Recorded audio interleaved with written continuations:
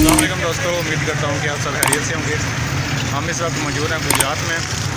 गुजरात अब हम जाएंगे शाहदौला शरीफ दरबार पे, तो चलते हैं शाहदौला शरीफ दरबार की ज़ियारत करते हैं और हमारे साथ बंदे रहिए नहीं। ताकि आप सारी दरबार का विजिट कर सकें।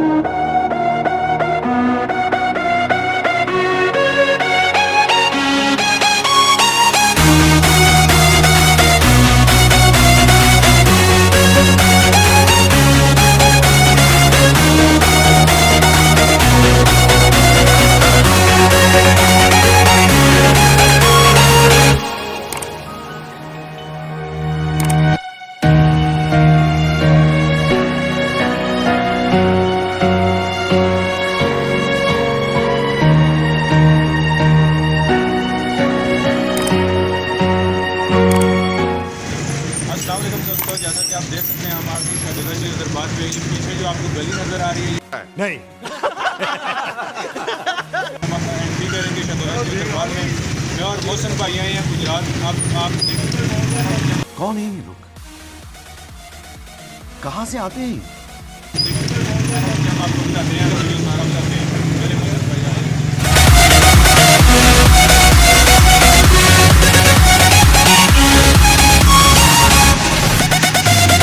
तो दोस्तों, हम पहुंच आए हैं शाहदौला शरीफ दरबार में। ये गली है, आप दिखा सकते हैं। आप देख सकते हैं गली शहजादा शरीफ दरबार की।